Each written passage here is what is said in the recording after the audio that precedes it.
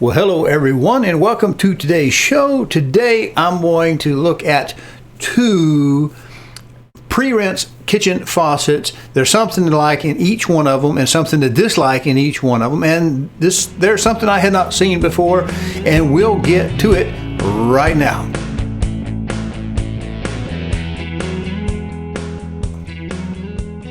Okay, the two different faucets we're going to look at were the Tilton by Allen & Roth and the Indy by Moen. And here's a picture of each one of those together. Now, they're just basically that kind of commercial looking pull down the hose type thing, squirt the kitchen sink out. And that's pretty good. I mean, we used the old gun type that had the separate hose for years and years and years, and now we have kind of different pull downs that look like a little gooseneck and these. And the idea I had when I was looking for one of these was, I want something that I can really get in and clean out from different angles, you know, larger bread pans and things of this nature. And I found something that I liked and something I didn't like. Now, I tend to be a little bit of a Moen man. I'll put that out there. You can hate on me if you want to. It's just a brand I get in any big box store. They've been around forever, and I wanted a similar unit that would kind of match the RO faucet. And surprise, surprise, you can't find one in Murfreesboro, Tennessee. You had to go to Franklin. Why you got to go to Franklin to get a particular faucet I was looking for? Couldn't find it. I ended up with a different Moen that I did find over at Home Depot instead of Lowe's. I don't know what's going on between the two different companies. And in the process, I think Lowe's store brand, for lack of a better word, it may not be a store brand, but I see a lot of exclusively at Lowe's, so I'm thinking it's probably a store brand, was, of course, an Allen & Roth because it was available and the Moen I was looking for wasn't. And I got it, and it went in beautifully. I mean, it's super easy, no leaks, no mess, no troubles whatsoever putting it in, and it was only around $200, and it was fine for that beautiful installation. The one thing that I found about it was it's not a pull down. It looks like a pull down, on a box. It's not really a pull down. It does have a little place where you can pull the spring down and move it a little bit, but the travel on it was really very small and just difficult to use. Other than that, I don't know how it would last. I don't know if it would go to leaking. I don't know any of those things.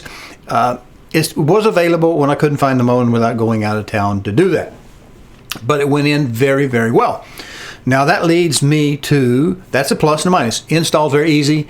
Minus, it didn't actually function as good as I wanted. I wanted one that I could actually pull the hose down, which the Moen did. And when I went and bought the Tilton in the Allen & Roth, I didn't realize that it was just a fixed kind of flexible hose type thing, and you just can't get much effort out of it. And some of the comments that I read kind of after I bought it was that it split a lot, and there were a lot of leaky faucet at the ends and all that. And I'm thinking probably they're human error, because since it does not really flex very much, only a very small amount where you can pull it, it's very limited in use. And I bet people were pulling too hard on it, and that split that little stainless looking jacket on it and ended up cutting the thin wall hose inside. That's a guess. I don't know. Anyways, $200, went in like a dream. So it's got both price and ease of installation. And that's in the plus, and the minus is it didn't get great reviews, and I really couldn't get the range of motion out of it. Which brings me to Moen. Not being able to find one, not wanting to go out of town, I went over to Home Depot and found the Indy unit, and it does actually pull out and work around, although it doesn't in the demo model. You can't tell it does. You actually have to look at length to see that the hose actually pulls up. It's just like a regular pull down, one of the goosenecks that we see so many of now. It just pulls out and then kind of pulls back up and works pretty good. But it was a son of a gun to put in because it's very unusual. Now, when I actually talked to a friend there, one of the managers that I know at Lowe's, he explained to me that the one I was looking for was being discontinued. And I guess that's why we had more of them in Franklin or some other place had been discontinued. I think I found out why. Take a look at this. Hey, appreciate you watching. Do me a favor if you will. Subscribe to the channel, either the YouTube or the Rumble channel, which this appears in. And if you can, check the notification bell or settings to make sure that you get notified when new videos are posted. Appreciate it. Okay, let's look at this. Now, the history of this particular faucet is I had company coming from out of town, and lo and behold, right at Christmas, and I'm talking within 24 hours, the kitchen faucet started to leak in behind. This was the original one, came with a house, and I had to fix it quick. Ran into town, kind of grabbed the first thing I could find for a reasonable amount of money, because I was going to do some kitchen upgrades, which I haven't gotten around to quite yet, but I was going to change some stuff out, including the faucets, both the RO faucet and that, and didn't really have that time to try to pull that off, so I just bought this inexpensive kind of pull down type kitchen sink thing. Now, the faucet worked okay, I just hated it. Had lots of nooks and crannies to get dirty on, and I don't know, maybe these new ones will as well, but I'm going to use this one to show you. Do you see this long, dark kind of brass looking tube? That's what makes these new faucets so easy to install, because they have hoses that come down, and we just kind of spin this little nut up, and we get everything positioned just right. When we get about hand tight, just about perfect, a little bit of sliding movement back and forth in the hole on the kitchen sink, then we just take the two little Phillips head screws and tighten them down and snug it down, and it's there for good. Very easy to work with. You hook the hoses up, you're done. The Moen isn't like that, and I suspect that's the reason why several of these designs have been, or on their way out rather, according to at least one retail supply house. It was just a pain in the butt. Now, what we see here in this picture is from underneath after we've got it installed. And what I found was the nature of the little faucet wrench, a little self-enclosed plastic faucet wrench that's used to tighten a little nut down to get it mounted. Well, that's not of paper thin thickness. So when you put that on there to get around the nut, it actually pushes the faucet a little bit left. And that's not good. And plus we have hoses now that are coming right out down to the side, which also are then pushed up against the raw metal. In my case, I have this stainless dual basin sink, and it shoved the faucet probably a ½ inch to the left. Now, that may not be enough to bother you, but it would annoy me. Not that I'm a perfectionist or anything like that, but I think it just would annoy me. In fact, it did so much, I really started thinking about taking that Moen back, but that would put me on faucet round 3. And I just had a decision to make. Will I have to cut out and enlarge the hole in the sink? Now, I don't know what every sink costs, but I know a lot of single tub stainless steel sinks.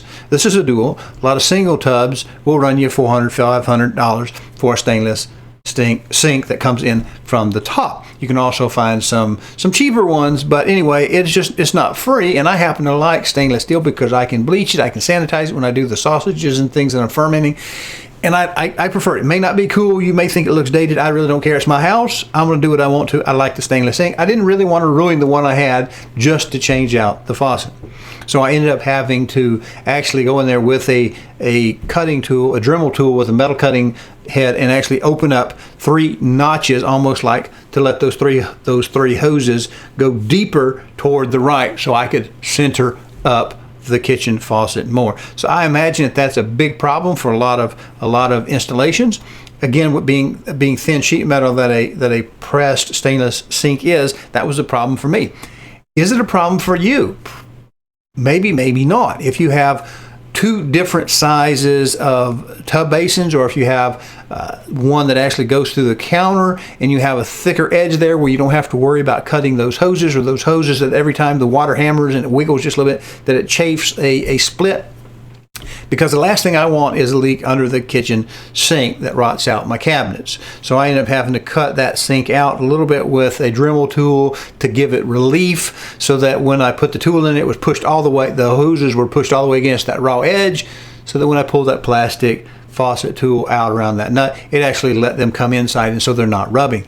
But again, it depends on what kind of sink that you have. The Moen faucet would not sit center of the hole. And you have to be real careful when you start taking things away, cutting notches and whatnot, because you can't put it back when you're done. So the good thing is I really like the Moen brand, the operation. The price points aren't too bad. This was about a $300 faucet. Okay, and it actually pulls out of the spring because it has a hose that comes through. It actually goes to the bottom, and it does exactly what I wanted to. But boy, was it something I've never seen before, which was a faucet that you couldn't center in the center hole of your sink. And you may get it and say, well, I did mine just fine. With the holes that I had factory in that kitchen sink, I could not get the Moen to center in space. Here's a picture of it when I got done. It's a little bit left still, but it's not bad. I can live with that much of it. And again, if you have a different type of sink, if you have an acrylic sink, or you have enameled over cast iron, it's going to be a little bit thicker. If you have one that goes through the slab of the top deck of your kitchen counter into it and below, that's fine too. You might not have it. If you have the faucet off to one side, dissimilar, not a problem for you. But if you have two exactly similar tubs like I do in mine, a ½ inch is enough to drive an old man crazy. So that's it. Don't really get into the warranty differences. One is 2/3 the other. One is super easy to go in. The other one functions, I think, much better, much like I would like it to do. But boy, was it a kick in the keister to put in. And I've done some of this before, so I've just never seen one that presented this particular problem, because they're all like this one. Anyway, appreciate you watching. Again, the pictures, you can go back and rewind them, stop them on there to get the exact model numbers or whatever. Allen & Roth, Lowe's. I bought the Moen over. That one I actually picked up across town at the Home Depot because it was one I could get that was in stock. And that's the end of the show. Appreciate you.